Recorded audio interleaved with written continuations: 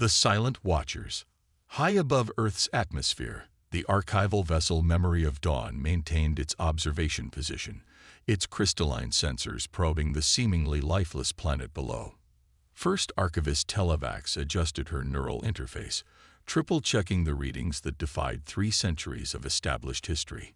"Impossible," she whispered, her bioluminescent markings pulsing with confusion. "These energy signatures. They can't be right." The ship's AI responded with its usual calm precision. "Readings confirmed, First Archivist. Deep scan reveals systematic power distributions consistent with civilization-level technology. Origin: terrestrial. Classification: human." Televax's 4 eyes blinked in sequence, a gesture of deep thought among her kind. The collective archives were clear. Humanity had perished in the great devastation of 2847, their final act a desperate attempt to stop the asteroid that would render Earth's surface uninhabitable. Every galactic civilization knew this story. It was required learning in the Archive Academy. Yet here she was, staring at evidence that suggested otherwise. "Show me the distribution pattern," she commanded. A holographic display materialized before her, showing the web of energy signatures threading through Earth's crust like luminous veins. They weren't random or natural. They formed perfect geometric patterns, running deeper than any previous scans had penetrated. Her second-in-command, Ren Sorrow, entered the observation deck. His crystalline exoskeleton caught the light from Earth below, creating dancing patterns across the deck. "First Archivist, the Council is demanding an update. They're concerned about our prolonged presence here." Of course they were. This was supposed to be a routine historical documentation mission. Observe, record, preserve. The Council of Archives had been conducting these missions for centuries, maintaining the galaxy's historical record. Earth was just another tragic entry in that record. Or it should have been. "Tell them we've encountered an anomaly requiring further investigation." Televax replied, her attention still fixed on the energy patterns. "And prepare a surface expedition team." Ren Sorrow's crystalline fragments shifted in alarm. "Surface expedition. First Archivist, with respect, Earth is a quarantined world. The radiation levels alone are well within safe parameters," she interrupted. "The great devastation's aftermath has largely dissipated. What concerns me more is this." She gestured to a particular cluster of energy signatures centered beneath what had once been a human military installation in a region they had called Colorado. "These patterns are active, Ren Sorrow. Not residual, not ancient. Active." The implications hung in the air between them. If these signatures were active, then someone or something was generating them. And given their location, "Prepare the expedition," she repeated. "Full containment protocols. We maintain radio silence with the Council until we know what we're dealing with." As Ren Sorrow hurried to comply, Televax studied the planet below. The Earth she saw matched all historical records. Its once blue oceans turned brown with sediment, its landmasses scared by the impact that had supposedly ended humanity. But beneath that devastated surface, something was alive. Something was awake. The descent through Earth's atmosphere was smoother than expected. Their ship's adaptive shielding easily handled the residual radiation, and the predicted storms never materialized. It was almost as if. "First Archivist," her sensor operator called out, "I'm detecting guidance signals. Something is actively creating a safe corridor for our descent." Televax felt her crystalline core vibrate with anticipation. "Source: the same installation we detected from orbit. The signal matches no known protocols, but it's definitely artificial. And," the operator paused, "it's using variations of ancient human communication frequencies." They landed in a vast clearing before the ruins of what had once been a military complex. The external cameras showed crumbling concrete structures, rusted metal, all the expected signs of 3 centuries of abandonment. But their sensors told a different story. "Life support systems engage," Ren Sorrow announced. "Atmosphere is breathable. Radiation levels nominal. First archivist. Someone's been maintaining this area. Televax rose from her command chair, her crystalline form shifting to its full height. Full containment protocols remain in effect. Ren Sorrow, you're with me. The rest of you, maintain position and be prepared for immediate evacuation. As they stepped onto Earth's surface for the first time, Televax's sensors detected subtle vibrations through the ground. Regular, rhythmic, like machinery in motion. The ruined buildings before them were just a facade, she realized. The real installation lay beneath. They had taken only a few steps when a voice spoke, not over their communication systems, but through the air itself. It spoke in perfect modern galactic standard, though with an accent Televax had never heard before. Welcome to Earth, archivists. We've been expecting you. From the ground before them, a section of Earth simply vanished, revealing a brightly lit elevator platform. Standing on it was a human woman in a crisp military uniform, her gray hair tied back severely, her bearing one of absolute authority. She smiled, but it didn't reach her eyes. I'm General Sarah Hayes, Earth Defense Command. Would you like to know why we let humanity's galaxy think we were dead for 300 years? Televax's core pulsed with a mixture of fear and excitement. She had come seeking historical records. Instead, she had stumbled upon what might be the greatest deception in galactic history, and something told her this was just the beginning. Echoes in the deep. The elevator descended smoothly through layers of rock and reinforced materials that Televax's sensors couldn't identify. General Hayes stood perfectly still, hands clasped behind her back, as they dropped deeper into Earth's crust. Ren Sorrow's crystalline fragments shifted nervously, catching the light from the elevator's illumination strips. Your containment suits won't be necessary, Hayes said, breaking the silence. Our air is actually cleaner than what's in your ship. She smiled slightly. 300 years of controlled environment engineering has its benefits. Televax kept her sensors at maximum sensitivity. The asteroid impact of 2847. It was staged. Partially. The elevator slowed, approaching what Televax's instruments indicated was nearly 2 kilometers beneath the surface. We did redirect an asteroid, but not to destroy Earth. We used it as cover to initiate the deep protocol. The elevator doors opened onto a site that made both alien sensor arrays struggle to process the input. They stood at the edge of an enormous cavern. No, a city, stretching kilometers in every direction. Massive fusion reactors pulsed with controlled power, providing artificial sunlight that sustained vast agricultural sections. Buildings rose from the cavern floor like crystalline growths, connected by transport tubes that hummed with magnetic energy. Welcome to Haven Prime, Hayes said, stepping out.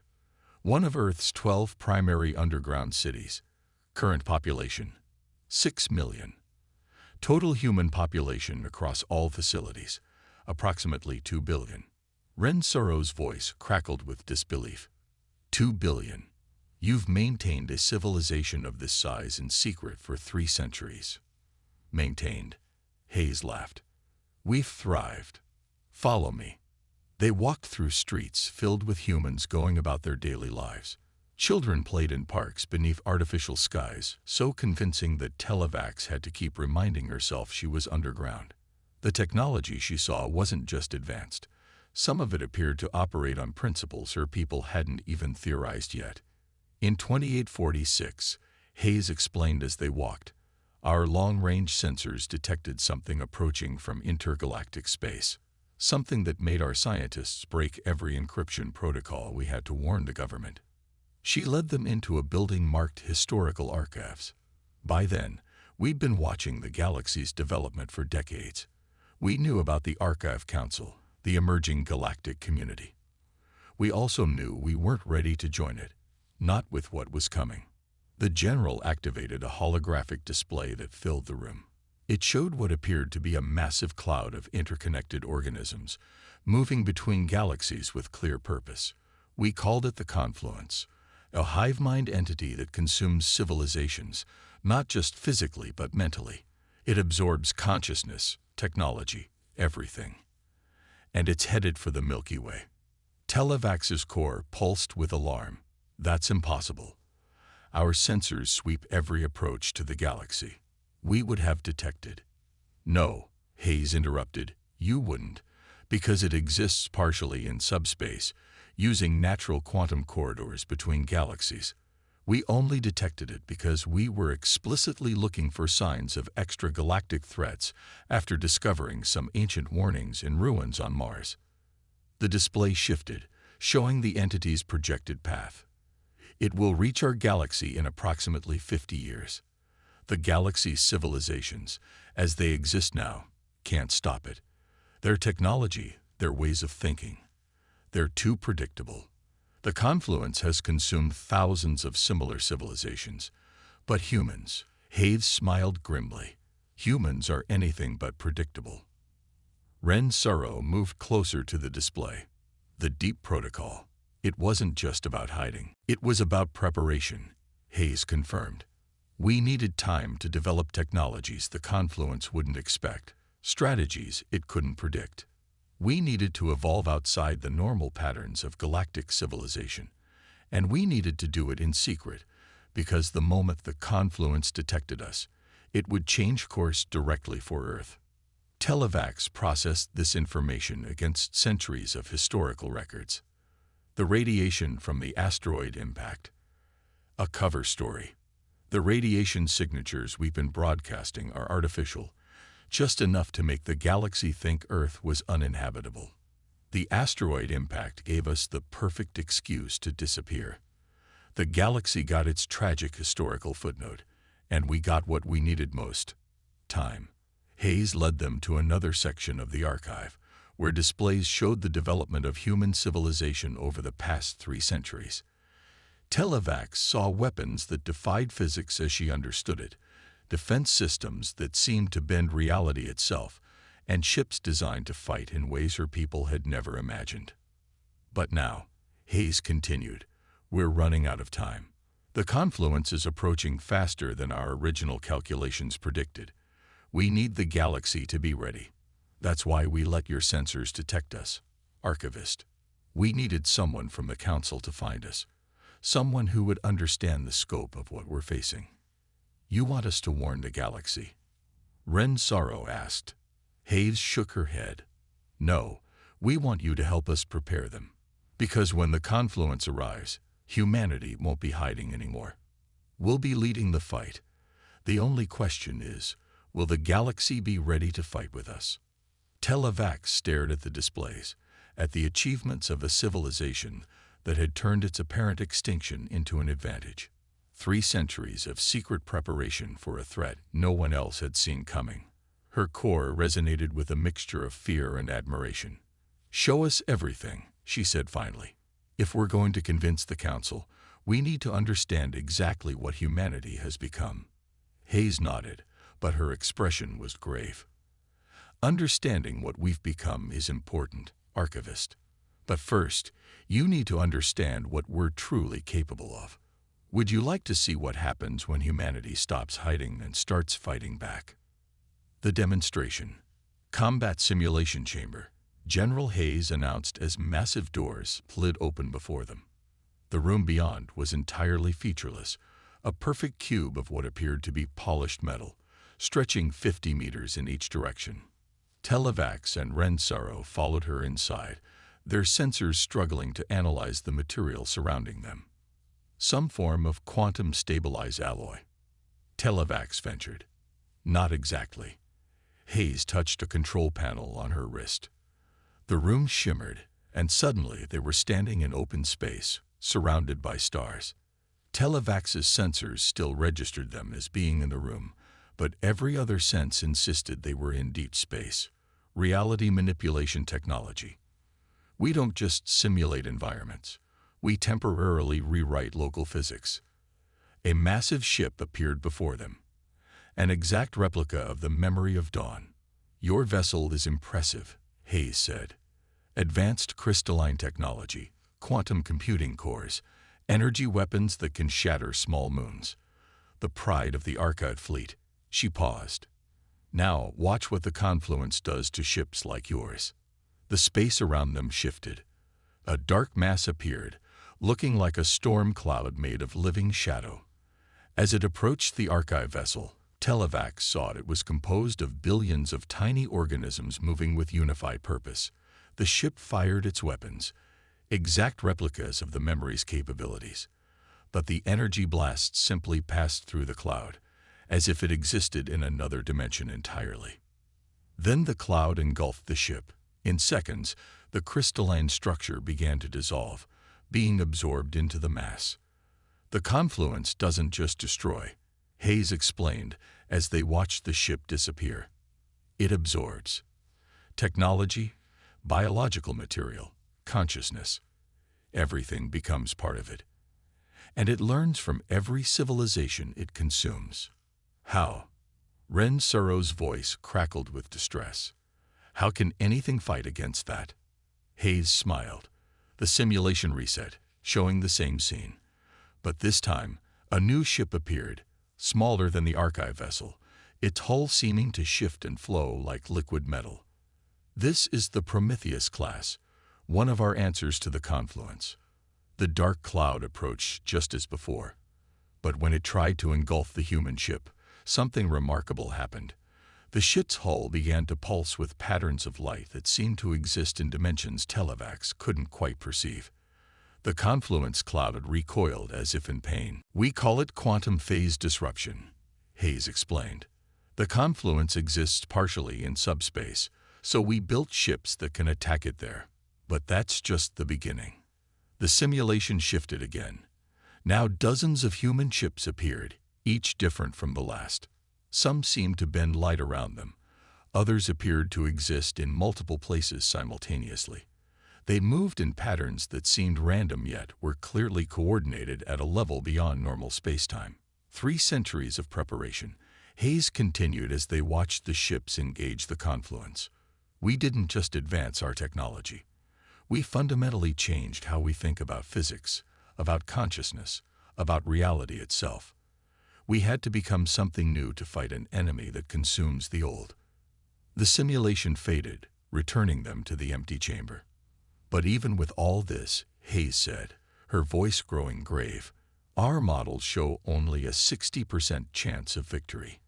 We need the galaxy's civilizations to evolve as we have, not to copy our technology. The confluence would expect that, but to develop their own unexpected solutions. Televac's core pulsed with understanding. That's why you revealed yourselves to archivists first. You don't just want to warn the galaxy. You want to guide its development. Precisely. Hayes led them out of the chamber. The Archive Council has influence over every major civilization. You guide their preservation of knowledge, their understanding of history. Through you, we can help them see the need to think differently, to develop in ways the confluence won't expect. They entered a vast command center, where hundreds of humans worked at stations monitoring everything from deep space to quantum fluctuations. On the main display was a real-time map of the galaxy, with a dark mass approaching from between the spiral arms. We've already begun, Hayes said, gesturing to smaller displays showing various civilizations. Those energy signatures you detected, we leaked them deliberately, calibrated to attract archive attention. We've been seeding discoveries throughout the galaxy for decades. Hints of new technologies, suggestions of different ways to approach physics.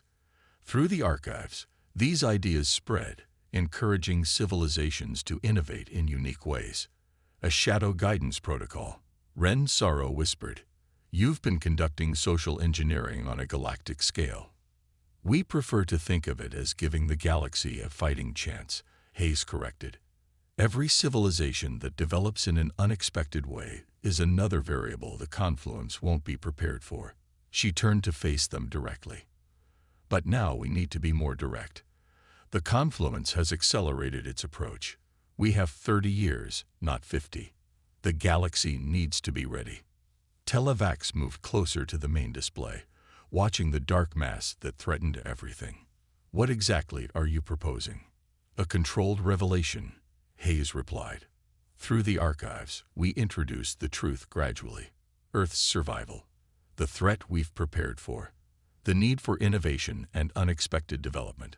But we need your help to do it in a way that won't cause panic or devolve into chaos. And if we refuse, Hayes's expression remained neutral, but her eyes hardened. Then humanity reveals itself anyway, but without the benefit of your influence to guide the galaxy's response. The resulting chaos would significantly reduce our chances of survival. She paused. We've run the simulations, Archivist. Thousands of them. This is the path with the highest probability of success. Televax and Ren Sorrow exchanged looks. Everything they'd learned, everything they'd seen, challenged 3 centuries of historical certainty. But the evidence was undeniable. Humanity hadn't just survived. They'd evolved into something new, something that might be the galaxy's only hope against an unimaginable threat. Show us your plan, Televax said finally. Show us how you intend to prepare the galaxy for war with the impossible. Ripples through the stars. The Archive Council chamber fell into stunned silence as Televax finished her presentation. The holographic evidence hung in the air. The underground cities, the advanced technology, the approaching threat. 15 of the galaxy's most powerful archivists sat frozen, their crystalline forms reflecting the images of humanity's secret civilization. High Archivist Ven Cole was the first to speak, his ancient form shifting colors with agitation. 3 centuries. They deceived us for 3 centuries. His voice carried notes of both anger and admiration. And we never suspected. That's not the point, Televax responded, gesturing to the image of the approaching confluence. We can debate humanity's deception later. Right now, we need to focus on their warning. Assuming we believe it, another council member interjected. This could be an elaborate ruse, a prelude to invasion. The chamber's doors opened, and General Hayes strode in, flanked by 2 other humans. The council members recoiled slightly. None of them had ever seen a living human before. Hayes wore her formal military uniform, medals gleaming under the chamber's lights. If we wanted to invade, she said calmly, we wouldn't have waited 300 years to do it. And we certainly wouldn't have spent that time helping your civilizations advance. She raised her hand, and the holographic display shifted, showing dozens of technological breakthroughs from various civilizations over the past century. The quantum fold drive developed by the Centauri, the consciousness transfer protocols of the Rigel Collective, the phase shift barriers protecting Antaran worlds, all of these came from mysterious discoveries in ancient ruins or theoretical breakthroughs by isolated researchers. Hayes smiled slightly. We planted those discoveries, guided their development, helped each civilization grow in unique ways that the confluence won't expect. We've been preparing the galaxy for war while letting you think you were preparing yourselves. One of the council members, Archivist Selnar, leaned forward. You claim to have achieved technological supremacy over every known civilization, yet you say you need our help. Why? Because technology alone won't stop the confluence, Hayes replied. We need diversity of thought, of approach, of evolution. Every civilization that develops along expected lines is another advantage for the enemy. But every culture that finds its own unique path, its own way of thinking and fighting, becomes a variable the confluence can't easily account for. She nodded to one of her companions, who activated a small device. The chamber's holographic display expanded, showing a real-time simulation of the galaxy's civilizations. Our models show that if we reveal ourselves suddenly, without preparation, 40% of known civilizations will react with hostility. Another 30% will fall into social collapse from the revelation. The remaining 30% will splinter between those seeking our protection and those trying to steal our technology. The simulation shifted, showing a different scenario. But with the archives guiding the revelation, helping civilizations understand and prepare gradually, we can reduce negative reactions by 70%. More importantly, we can guide the galaxy's development toward effective resistance without causing panic. High Archivist Ven Cole's form pulsed with deep thought. You've already begun, haven't you? Through us, through the archives, the historical records we've been discovering, the technological hints we've been cataloging. It's all been you. Yes, Hayes acknowledged. For 3 centuries, the archives have been our principal means of guiding galactic development. You're trusted, you're thorough, and most importantly, you understand the long view of history. You know how civilizations rise and fall. You know what makes them survive or collapse in times of crisis. She stepped to the center of the chamber, her presence commanding attention. The confluence will reach our galaxy in 30 years. That gives us 3 decades to prepare every civilization to fight in ways it has never imagined. We need your help to make that happen without throwing the galaxy into chaos. Silence fell again as the council processed this information. Finally, Ven Cole spoke. If what you say is true, if this threat is real, then concealment is no longer an option. The galaxy must know. Agreed, Hayes said. But they need to know in a way that unites rather than divides. That's where you come in. She gestured, and the holographic display showed a detailed timeline. This is our proposal for a controlled revelation. Through the archives, we gradually release information about Earth's survival. We frame it not as a deception, but as a sacrifice, a civilization that removed itself from the galaxy to prepare for a threat no one else could see. The timeline expanded, showing staged releases of information and technology. Meanwhile, we continue guiding technological development, but more openly. We help each civilization advance along its own unique path, developing capabilities the confluence won't expect. Unity through diversity. It's our best chance for survival. Telavax moved to stand beside Hayes, her crystalline form resonating with conviction. I've seen what humanity has become. I've seen what they've prepared for. The question isn't whether we should help them. It's whether we can afford not to.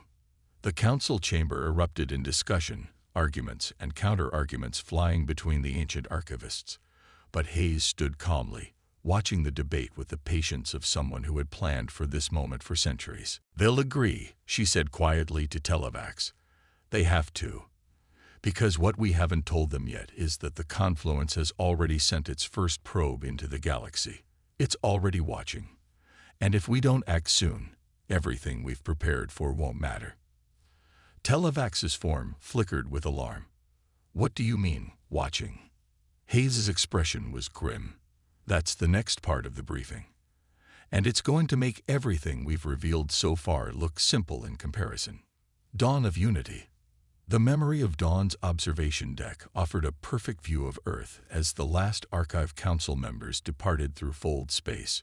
General Hayes stood beside Telavax, both watching the streams of light carrying the archivists back to their respective sectors. They've agreed to your plan, Telavax said. But you're still troubled. Hayes nodded slowly. Because what I'm about to show you will test their commitment immediately. She produced a small quantum crystal, its surface swimming with data. This is why we chose to reveal ourselves now. Why we couldn't wait any longer. The crystal projected its contents into the space between them. Telavax's sensors detected something strange about the data. It seemed to exist in multiple quantum states simultaneously, another example of humanity's impossible technology. 3 days ago, Hayes continued, our deep space arrays detected this. The projection resolved into an image of what appeared to be a standard comet at the edge of the solar system. Except it's not a comet. Look closer. Telavax adjusted her perception. The comet's surface seemed to shift and flow, its movements too precise to be natural. The confluence. A probe, Hayes confirmed. The first one. It's been watching, gathering data about our galaxy's development. And it's not alone. The projection expanded, showing similar objects throughout the galaxy, disguised as natural phenomena. They're everywhere. Have been for decades. The main body of the confluence isn't just approaching. It's been studying us, learning our patterns, preparing for consumption. Telavax's form pulsed with alarm. But your simulation showed we had 30 years. Until the main body arrives, yes. But its scouts are already here, gathering intelligence, preparing the way. Hayes' expression hardened. That's why humanity built our cities underground. Not just to hide from the galaxy, but to hide from them. Every civilization that develops along expected lines, that follows normal patterns of evolution, becomes another data point for the confluence to analyze. The projection shifted again, showing a complex network of quantum signatures connecting the probe comets. They're building a map of consciousness, Hayes explained, learning how our galaxy thinks, how it develops, how it fights. By the time the main body arrives, it will know exactly how to consume each civilization it encounters. Each civilization that follows expected patterns, Televac said, understanding dawning. That's why you've been guiding different cultures to develop in unique ways. Exactly. Every unexpected development, every unique approach to technology and consciousness creates a blind spot in the confluence's analysis. Hayes smiled grimly. Humanity didn't just hide to develop new technology. We hid to develop new ways of thinking, new approaches to existence itself, ways the confluence can't predict or understand. She touched a control panel, and a section of the deck's floor became transparent, revealing Earth's surface below. Massive doors were opening in the ground, and from them rose ships unlike anything Televacs had ever seen. Some seemed to bend reality around them. Others appeared to exist in multiple dimensions simultaneously. The Ark of Council will begin the revelation process tomorrow, Hayes said. But humanity isn't waiting any longer. Those ships are the first wave of our emergence. They're going to start hunting the probe comets, eliminating the confluence's early warning system.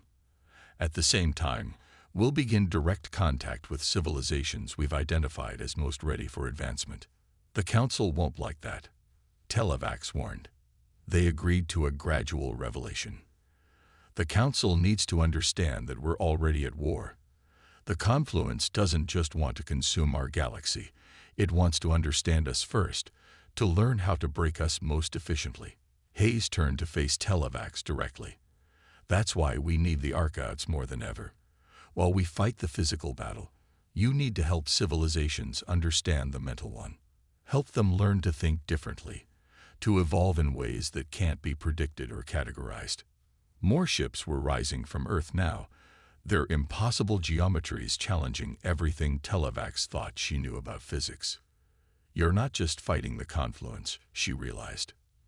You're trying to change the fundamental nature of galactic civilization itself. We have to, Hayes replied. A galaxy that thinks and develops along predictable lines is a galaxy the confluence can consume. But a galaxy of diverse thoughts, of unexpected evolutions, of consciousness that defies categorization, that's a galaxy it can fight back. She handed the quantum crystal to Televacs. This contains everything. The location of every probe comet, the patterns we've detected in their behavior, and our plans for immediate response. Take it to the Council. Make them understand that the gradual approach they agreed to is already obsolete. The war didn't begin 3 centuries ago when we went into hiding. It didn't begin 30 years from now when the main body arrives. It began the moment the first probe entered our galaxy, and we're already behind. Televacs absorbed the crystal's data directly into her crystalline form, her entire being resonating with the weight of its implications. Humanity hid from the galaxy to fight an enemy we couldn't see. Now you're emerging to fight an enemy we can't comprehend. No, Hayes corrected, watching as more ships rose from Earth's surface, their impossible forms preparing for humanity's first direct action against the confluence. We're emerging to teach the galaxy how to become something new, something unexpected, something that can fight back against the incomprehensible. She turned back to the observation window, her voice carrying the weight of centuries of preparation. The confluence thinks it's studying a galaxy preparing for consumption. Instead, it's watching a galaxy about to wake up. And humanity, we're just the alarm clock. Above them, the first wave of human ships vanished into dimensions that shouldn't exist, beginning their hunt for the hidden probes. Below, more facilities were opening, revealing the true scope of humanity's preparations. And throughout the galaxy, archive ships were already moving, preparing to guide civilization toward an evolution that even the confluence couldn't predict. The war for the galaxy's survival hadn't just begun. It had been running in secret for centuries. And now, finally, both sides were about to show their hands.